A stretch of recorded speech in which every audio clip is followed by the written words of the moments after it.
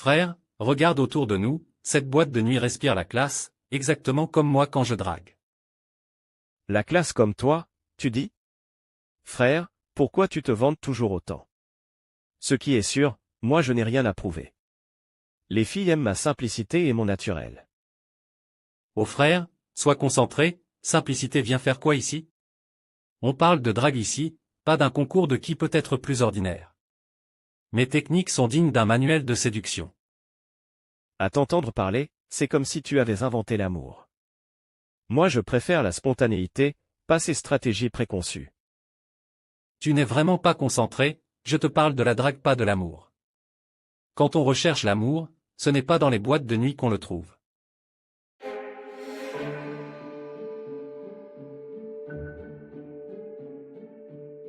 Peu importe, moi je préfère laisser les choses se faire naturellement, sans manuel de séduction. Bon, trop parlé, moi je me lance, bonne chance avec ta spontanéité. On verra bien qui est le véritable pro. Bonsoir mademoiselle, est-ce que vous croyez au coup de foudre? Eh bien, ça dépend, je suppose que oui. Parce que depuis que j'ai posé les yeux sur vous, je ressens une sorte d'électrification, une attraction magnétique. Oh vraiment? C'est original comme approche. Originalité, c'est mon deuxième prénom. Dites-moi, vous aimez les voyages? Parce que je peux vous emmener dans des endroits où l'on perd la notion du temps. Les voyages c'est tentant. Mais est-ce que ça marche vraiment ce genre de drague?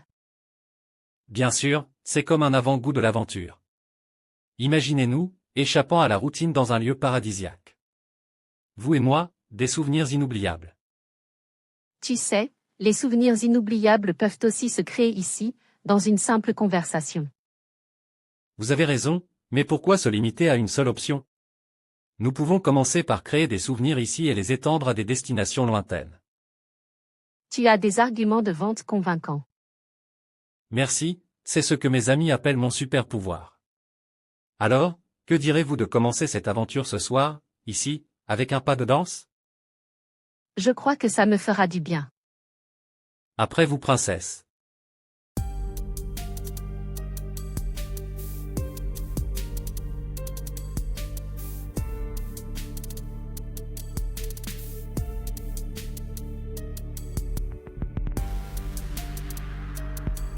Bonsoir, mademoiselle, je ne peux m'empêcher de remarquer que votre sourire illumine toute la pièce. Oh merci. C'est gentil de votre part. Non sérieusement, c'est comme si la musique de cette boîte de nuit était en harmonie parfaite avec votre présence. Vous dansez comme si vous étiez la mélodie de la nuit. Waouh, vous avez le sens de la poésie. Vous ne manquez pas d'imagination. C'est ce que l'on gagne à apprécier les petites beautés de la vie. Parlons de vous, quel est votre endroit préféré dans le monde?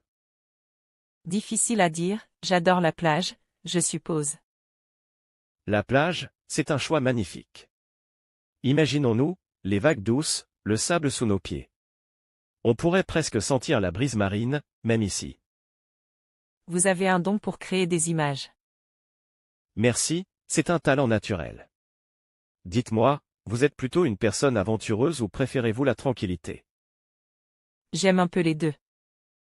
Parfait, parce que je suis en quête de nouvelles aventures et de moments de calme partagés avec quelqu'un de spécial. Ça vous dit d'être cette personne ce soir? Vous savez comment faire une proposition intrigante, je suis toute oui. Après la longue soirée, les deux jeunes rentrent chez eux. Fils, tu rentres tard ce soir. Où étais-tu? Salut père, j'étais juste sorti avec des amis, on a passé une soirée géniale en boîte de nuit. Encore dans ces endroits bruyants et frivoles. Tu ne penses jamais à autre chose. Relax, père. Je suis jeune, c'est normal de sortir de temps en temps. Je ne veux pas gâcher ton plaisir car j'ai travaillé dur pour que vous ne manquiez de rien. Mais, il est temps que tu prennes la vie au sérieux. Tu as fini tes études, tu devrais commencer à t'impliquer dans les affaires de l'entreprise. Toujours le même refrain. Pourquoi faut-il toujours parler de travail? Je veux juste m'amuser, père. Fils, quand comprendras-tu que cette richesse que tu vois autour de toi, elle vient du travail acharné que j'ai investi? Tu profites négativement de tout ça en te comportant de cette manière. Au père, je n'ai jamais dit que je ne vais pas me donner au travail comme toi, c'est juste que c'est beaucoup trop tôt. La preuve en est que l'entreprise évolue même sans moi. Fils, tu dois prendre tes responsabilités. Cette entreprise est un héritage que tu devras gérer un jour, il est temps d'apprendre à mes côtés. Si j'avais été aussi paresseux que tu l'es maintenant, on ne serait pas là où nous sommes. Paresseux? C'est un peu fort, je pense. De plus, Dieu ne fait rien au hasard. Dieu, sachant que j'allais venir au monde et sachant bien évidemment que je n'aime pas la pauvreté, il t'a donné la force qu'il fallait pour percer. C'est une hypothèse qui tient la route pendant que j'y pense.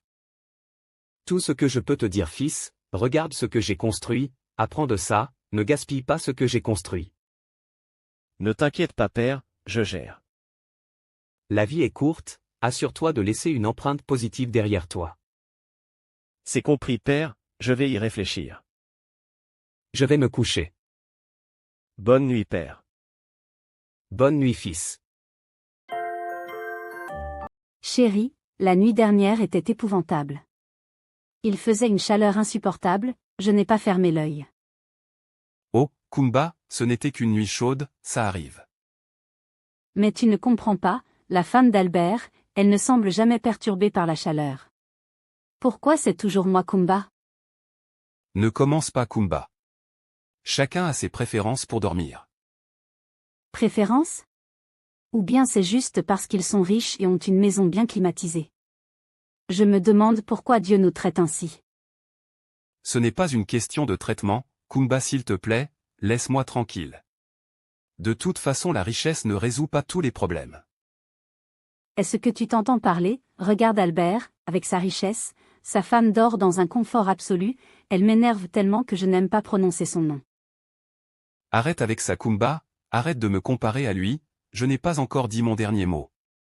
Qui vivra, verra. Au lieu de réfléchir à comment devenir riche comme lui, tu me sors des proverbes.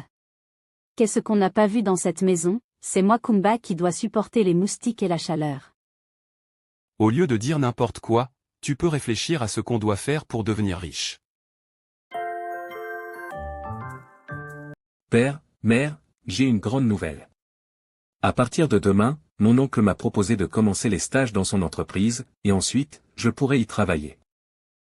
Pika, les adultes parlent et toi tu viens les interrompre, et puis tu es content pourquoi même? Toi, il va te faire travailler alors que ses enfants n'ont pas besoin de travailler. Vraiment, l'être humain est mauvais. Mais mère, c'est une opportunité incroyable.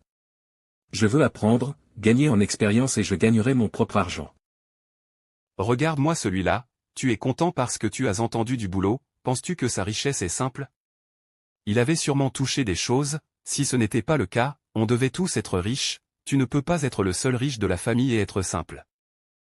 En tout cas, père, je ne suis pas dans vos histoires de famille. Pika, quand les grands parlent, il faut écouter. Ce n'est pas parce qu'on est grand qu'on dit des choses correctes. Vas-y, insulte-nous seulement. Tout ce que je sais, c'est que j'ai hâte que demain arrive. Oui, faut partir, s'il t'arrive quelque chose, il ne faut pas venir ouvrir ta bouche ici. Ce n'est pas grave.